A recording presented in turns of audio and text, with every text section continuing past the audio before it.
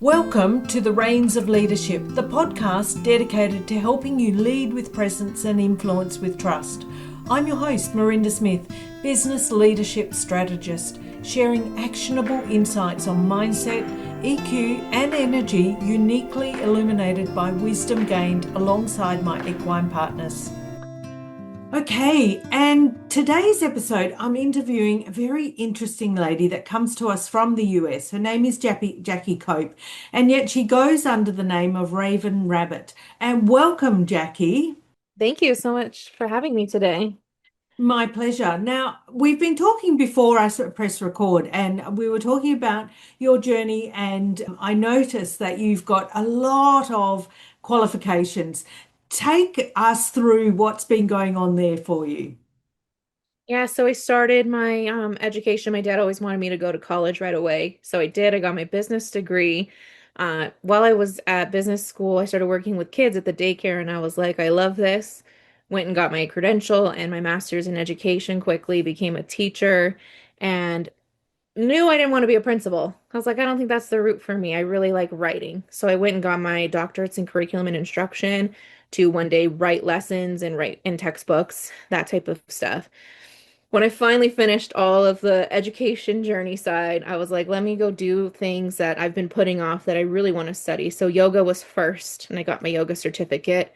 And that opened up. I'd already been a very spiritual person, but that started making me think like, I think I want to study my spirituality a little bit deeper. And so I had been playing on the internet trying to find something that was like, what will honor my native roots, but also be something that mainstream would understand. And that's where I found the University of Metaphysics. And they're based in Sedona, Arizona, in the USA. And I was like, I think this is it. So it was kind of saved on my computer. And then I met my now husband and I told him about it. He's like, you got to do it. So I went and did University of Metaphysics for my bachelor's and master's with them. And my study for my master's was metaphysics in the American Indian. So bringing that all together. And I wanted to reward myself for finishing all of that because I never walked in any of my graduations or anything. And my family had like this, oh, you celebrate with food or alcohol. And I'm like, I want to start changing that in my time. So let me find something different. So I found Reiki healing because I remember metaphysics had touched on it, but not had gone very deep. So I'm like, I'm going to go get my certificate in that. And that will be my reward, my gift to myself for finishing all of this. So then I got Reiki certified, loved it. The first one is just for yourself. And I went all the way through. Once I finished one, my master's, then I got the next part of Reiki, and then last year I finished up Reiki Master. Yeah. Fantastic. And you said there that about your indigenous roots. Now, I'm really interested in that. Can you share more about that? I'm really curious as to what you, with your energy work and your spirituality, how that shows up with your indigenous roots. Definitely. So on my mom's side, we are Washoe, the Washoe tribe of California and Nevada. And so it comes from my mom and then her mother. And my grandma was full blood Washoe. And I'm named after her dad, who was Jackson Snooks. And so I'm Jackie. And so I'm named after him in the family. And there's a lot of variations through that within the family. There's a Jake and there's a Jackson and then there's Jackie. And then I had my son who's Jax. So we kind of keep that name alive in there. And I was raised then to just be very different. My mom and grandma, we always talked about what people would classify as paranormal. We just talked about it all the time, like, oh, we saw this, or we're hearing this, or this is coming up. And we just talked about that stuff regularly. It wasn't until I was about middle school that I realized, oh, people don't like sit down and talk about this stuff all the time at the dinner table or on the phone. We always talked about what we dreamt about. So my grandma would call me, "What'd you dream about last night?" And I would tell her, and she would tell me what it meant. Like that was normal conversations for me growing up. The part that got suppressed was because of assimilation in the US, natives were not legally allowed to practice their spirituality. Hmm. And it wasn't until the 1970s that it was approved that natives could practice their spirituality. So my grandma had grown up from the 40s through and she was an adult in her 70s already. Like my mom was already a kid, to where they finally could legally practice Mm, their spirituality. So it was a very taboo thing to ever talk about outside of the home. And especially since that was such a fresh law at the time for my grandma and my mom. And so now a lot of the work that I do, my mom's reconnecting back with a lot of it mm. and wanting to embrace it more and learn more because my grandma has since passed. And yeah, it just means a lot to me trying to bring that back and trying to get more connected because it's been so erased and And I can really imagine, and I'm only referring to what I know of our Indigenous community and what I see on TV or movies of the native Indian American. Sorry, is that what I would call you? Was that a faux pas that I just said? no, like if you get into the logistics of it all, like American Indians fine, Native Americans fine. My recommendation always is to ask the person what tribe Yes, and then just refer to them specifically as that. So mine's Washoe. But Washoe. then you have to talk about the collective, and that's always hard. You see me use the word indigenous a lot. Yes, okay. And that was what I was trying to do was bring in that whole collective, yes. Yeah. So the indigenous, they connect to nature. And that's where I was Yeah. going. So it's that real connection to nature. And it doesn't matter whether it's trees or animals. And I know you reached out to me because of the connection that I have with my horses.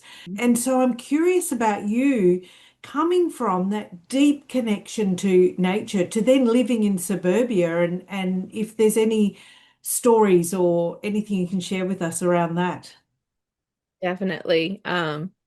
Growing up, my grandma always had ravens following her everywhere. So that's where my business name comes from is everywhere I went, she would go, "Oh, there's a raven. There's my raven." He always popped up and came around. And my grandma was the only one who left the Washoe territory and she moved to Southern California. She was trying to escape all the assimilation. She really disliked it. She didn't want anything to do with it anymore. All of my other family, though, still lives on traditional land. So my mom's summers growing up were always being sent up to my Grandpa Jack. So my mom has a very close ties to the land too. She was always sent up to him. He taught her how to like traditionally hunt and fish. And so she knows how to do all of that. And then me growing up, we would go up as a family with my mom and my dad. And my uncle would teach me. He would take me fishing. I never went hunting, but I would eat it. So they would hunt and I'd be like, "Oh, what'd you get?" And so just that connection back. So I always went up there during the summers, and we still do. We just did our summer trip and we spent a few nights in like traditional homelands and just being up there. Every time we're up there, I just feel so happy and so connected. Bet you And do. I'm so, thinking connected to and, spirit and home and yes. Sorry, go. oh, it's fine. And my mom and dad didn't really like city life too much. They basically lived in suburban. And I got a horse about sixth grade, and they're like, we had a quarter acre, and they're like, we got to look for bigger, and we need to go more country. So now we live in a very rural area in Southern California. It's about an hour and a half outside of San Diego, and it's a horse community. All lots minimum size are 2 acres. Then they go bigger from Nice. there. And so we did that so I could have my horse, and all the roads are dirt, so I could ride my horse. And so I always felt that connection too growing up. I liked our dogs, I liked our cats, I liked my horse. But around the same time of when I started suppressing this in my teens, I got disconnected from my horse. He became like really mean to me. He started pinning me between himself and the corral. And so I Mm. ended up being mom's horse at the end because that's who all he wanted to deal with was with my mom. And I kind of pushed back on animals and my spirituality too. I'm just making this connection now that it all kind of happened around the same time because if you ask any of my friends, they'll be like, "Oh no, Jackie's not a dog person. Oh, She doesn't wow. like that." It's because I don't like other people's dogs. I have more of Mm. like this fear thing of like their dogs are gonna bite me or people let their dogs be crazy. I just like calm animals and animals that I like. I like my dog and I like my cat. I don't like your dog. Uh, so that's where I kind of get. But when we're out in nature, like I love wild animals. We just went this summer to Wyoming to go to Yellowstone, and we wanted to Mm. see saw the bison, and we were having a lot of fun bears. So I'm picking up there something about the domesticated animal and the wild animal. So you're attracted to that wild, which makes total sense because, you know, when you were out in community, that's what you were doing, living on the land, with the land, and communicating with the land.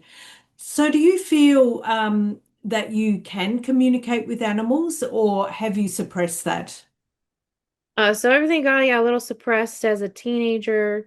I was always very curious about like church and God, and my mom and dad were very open. They let me go to anything I asked. So I've been to a lot of different types of Christian churches, like Mormon, um, Seventh-day Adventist, Christian Science. Like I went to all of it growing up. Then I went to college and I made friends with Jewish girls and I went to Sabbath. Like I liked learning it all. It was very fascinating to me. Yeah. Then my first marriage was with a Christian man, and I really saw the really toxic, negative side of being in this Christian family where things were just that negative stereotype that you don't want it to be, Mm, where it was things were suppressed. You don't talk to the other side. You don't talk to your ancestors. You only pray to God, and God is wrathful. Like all of that really negative mm, stuff. It really suppressed some things in me, and that's when things got really spiritual. Was my late 20s when it just like started bubbling up, like all of the stuff. There was very negative entity around my first husband. It was very bad, and it took a long time to get that to leave my house once he left and to mm, be like, welcome here anymore.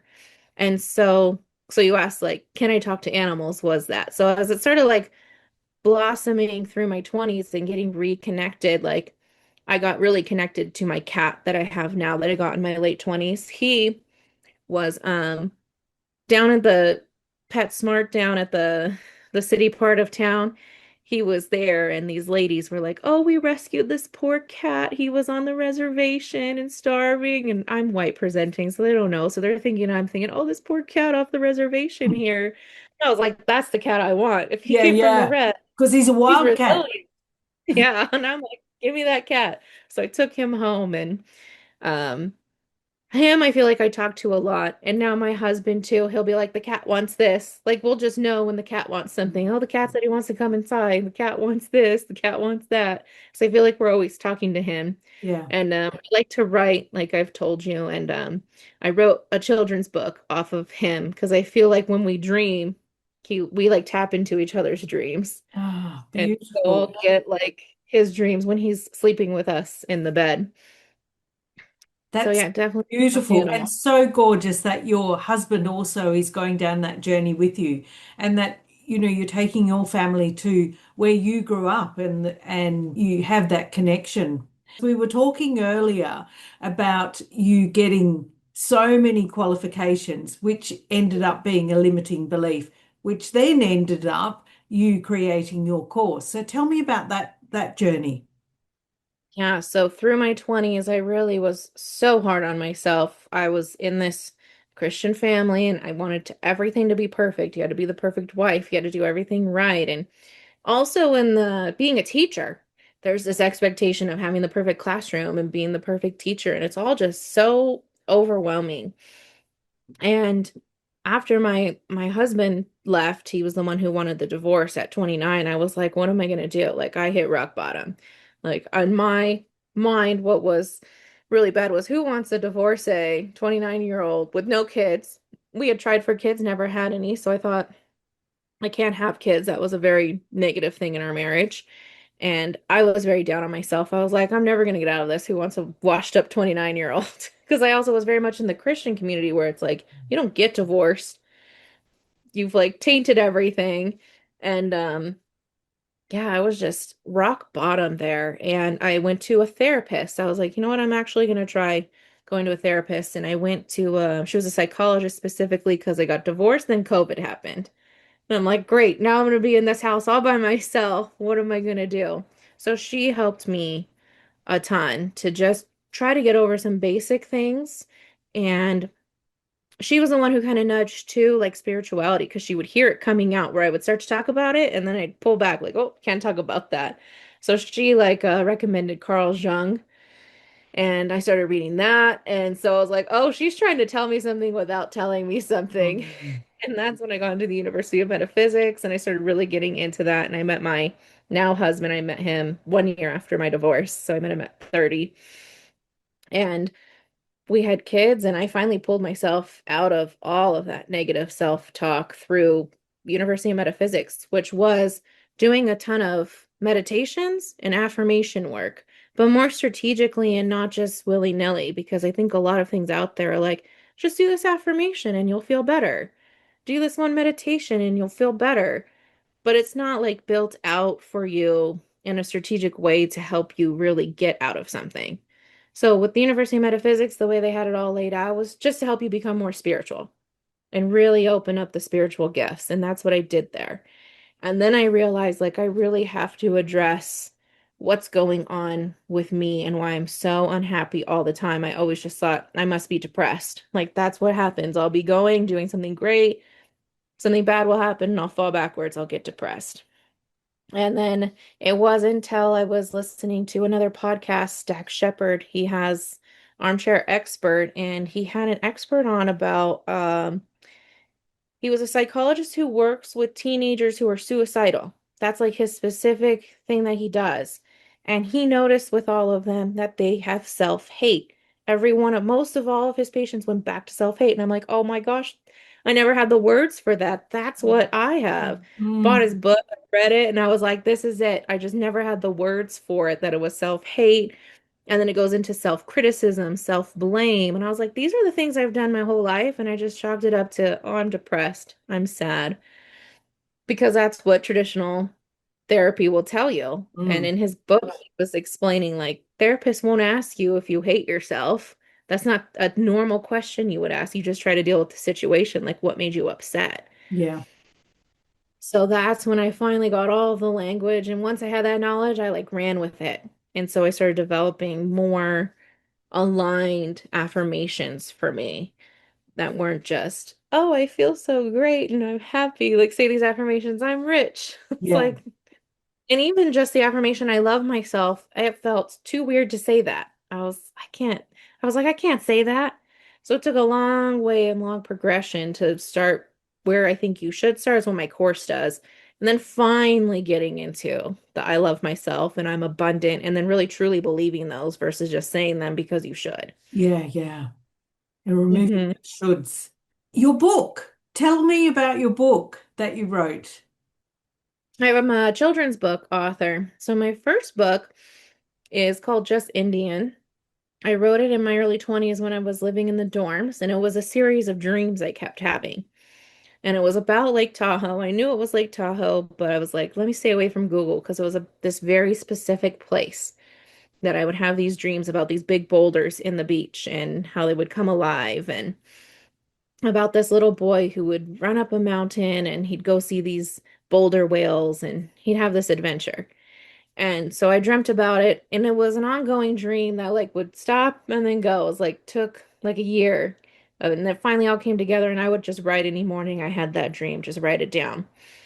And with my culture, you don't just go put stuff out there. So I showed it to my mom first, and I was like, "Mom, will you read this? I wrote this story, and I know we typically only tell traditional stories. I want to go somewhere else with this. Like, I want to tell contemporary news stories Mm. and not always be so stuck in like ball and chain to the past." And she liked it. She was like, "This is great. You should pursue it." And I went and got it published. And it was like now I've learned how hard publishing is. That first experience I had with publishing was like, oh, this is easy. Yeah. Just put it out there, get it published, and I won awards for it. It was like, Wow. I think it was the way universe was like, let Mm. me give you what it tastes like so that you Mm. never give up. Because now I Mm. know what it tastes like, and it's like been a long time. I Yeah. still haven't never found another traditional publisher. It's been 10 years since that. But it's because I know universe gave me a little taste. Yeah. So a few years ago, my mom picks up that book and reads it again. She's like, "Oh, I picked up your book and was reading it. Did you know that that was your Grandpa Jack's story?" And I was like, "What? How could you have not told me that?" And she's like, "Yeah, I just realized your grandpa used to tell me that story." So, Oh, yeah, wow. the connection back to the dreams and Mm. talking to each other, like able to talk to the ancestors.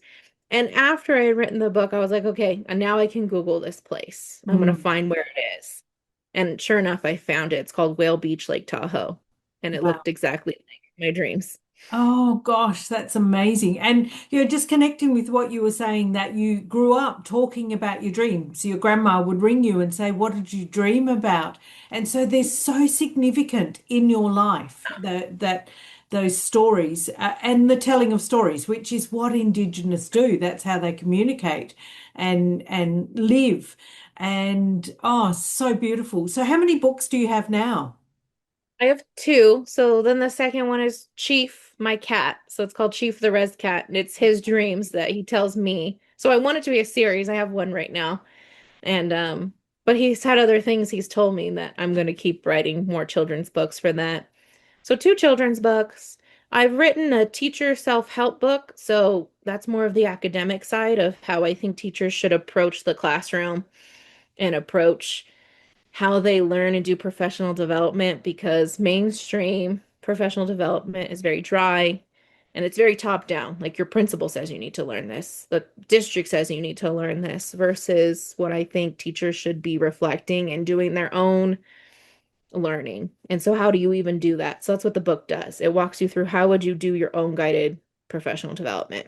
Fantastic. I love it. It's centered around indigenous too. So I have them imagining they're walking around Lake Tahoe. Yeah. Yeah. Yeah.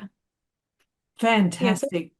Jackie, thank you so much for your time. And just tell me more about this course before we wrap up that you have got going that you were telling me about earlier. yes, so my course, the doors open July 28th, and it'll be a live group coaching. So anyone who signs up, we're going to have live calls every other week. And with the course comes 12 weeks of study where I've actually sat down and have made the progression of, I think, the appropriate meditations and affirmations to get you from week one, where you're like really in the depths of, I hate myself, and hopefully starting to get out of all of that and climb your way out till week 12 where it's like, okay, I can do this. I can love myself. I now have the tools and the equipment to do it. And so there's online self-paced learning modules, meditations, affirmations, and journal work because I think that's so important. And I'll publish that on Amazon too as well, so that if you want a physical copy of that journal, you can have like the actual book too. You're a lady after my own heart, and there's so much that you said there that I resonated with.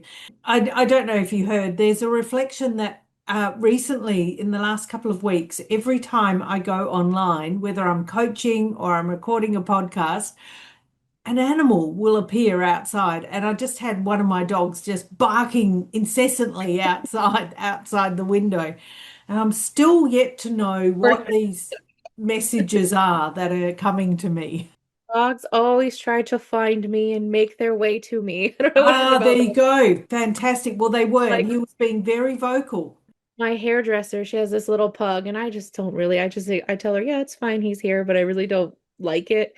But I showed up for my hair appointment one day and he was sad. This pug was like not happy.